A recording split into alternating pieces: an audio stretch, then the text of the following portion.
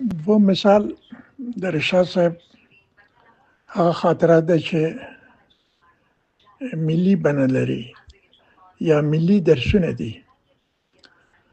زما په یاد راځي چې په 380 کال چې شورویان پر افغانستان باندې تجاوز کړی و، په اکاډمي علوم کې د ملیتیای برادر په دفتر کې زه ناست وم چې علامه رشاد بابا دغه دفتر ته راغی او پس له روغبړ څخه زموږ څخه پوښتنه وکړه چې آیا تاسې دغه د خراسان نوې مجله نوې شماره چې چاپ شوې ده تاسې کتلی یاست؟ ځینې ملګري وویل چې هو لیدلی مو دی، ځینې وویل چې لیدلی مو نه دی.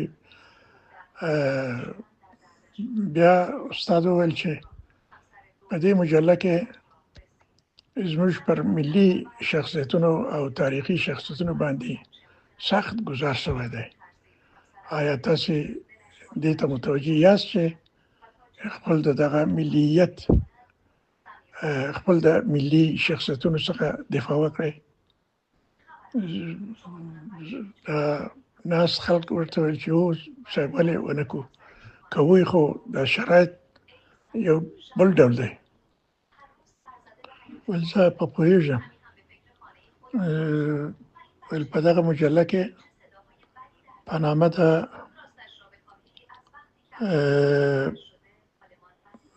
نگاه انتقادی بر جنگنامه های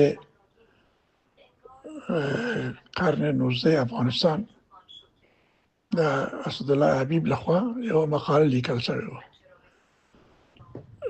د اسدالله حبیب د پوهنتون رئیس و، هم د کمیټې مرکزی غړی و. دی د حمید کشمیری پر منظومه چې د وزیر اکبر خان د میړانې او کارنامې توصیف و تعریف منظوم شوی دی، پر دغه کتاب باندې د ډاکټر اسدالله حبیب یو نقد لیکلی و او پر وزیر اکبر خان او د ده پر کرکټر او شخصیت باندې سخت گزارونه او انتقادونه سره د توهین د تحقیر سره کړی و. بیا استاد وویل چې دغه زموږ ملي شخصیتونه او تاریخي شخصیتونه زموږ ملي سمبولونه دي. زموږ د تاریخ د عزت د ازادي غوښتنې روحیه، زموږ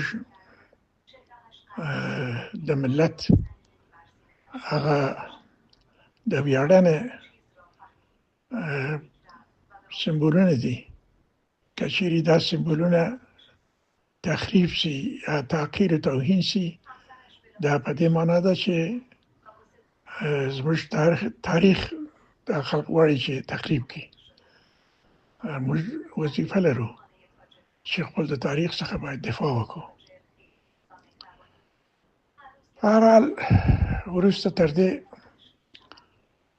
علامه رشاد صاحب ما ته یو رساله راوسپارله چې نوم یې و ظفرنامه اکبری و سراینده ای و، چې دا د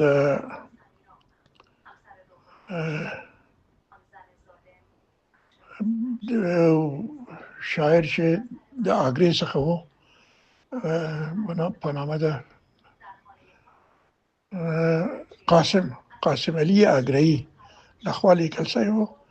دغه رساله یې راته راکړه، شول دا چاپ کړه. په هغه وخت کې زه د علوم اجتماعي د اکاډمي علوم د علوم اجتماعي مرکز رئیس وم او زما د مرکز لخوا د آریانا مجله نشریدی. نو دا رساله ما په دغه مجله کې نشر کړه او 1500 نسخې نور هم اضافي د دغه مقالې یو رساله مجله چاپ کړله. د علامه رشاد هدف هم دغه و چې وشي چې یوازې حمید کشمیری د وزیر اکبر خان توصیف او تعریف او تمجید نه دی کړی بلکې نور شاعران هم کړی دی. په دغه ترڅ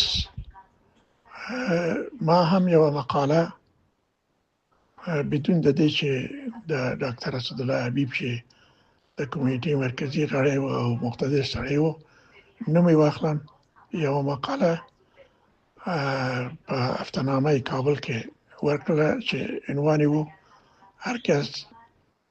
هر که آب از دم شمشیر خورد نوشش باد عنوان درلود. وروسته د مرحوم رشاد دغه توصیه یا دغه یادونه زما په خاطر کې وو چې زه بیا د وزیر ایوب خان په باره کې یو کتاب ولیکل په نامه د دونامغه نظامی سیاسی افغانستان در نیمه قرن 19 افغانستان. کتاب په 1999 کال په سویډن کې او په ایران کې چاپ شو، بیا په پېښور کې هم افغانان هغه تکثیر کړل. نو د علامه رشاد هغه توصیه بیا هم زما په یاد و کله چې ما دلته وخت پیدا کړل او د غبار تاریخ مې ولوستل چې ګورم د غبار په تاریخ کې هم ځینې اتهامات یا ځینې تعرضونه پر وزیر اکبر خان باندې شوي وو. او زه مجبور شوم چې بیا هم کښېنم او د وزیر اکبر خان د دفاع په نیت یو بل رساله ولیکم چې په نامه د حماسه وزیر اکبر خان نومیږي. دغه کتاب مې ولې په ترڅ د لسو مقالو چې په دې کې د غبار اعتراضو ته هم جواب ورکړل شوی دی.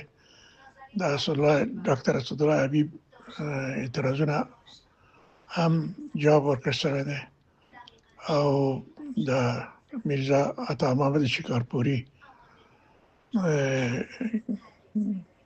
اعتراضونو ته هم جواب ورکړل شوی دی. دا کتاب په 2023 کال په کابل کې چاپ شوی دی. نو دا علامه رشاد ملي توصیه او ملي خاطرات زموږ سره همیشه خوندي دي او موږ ته محترم دي.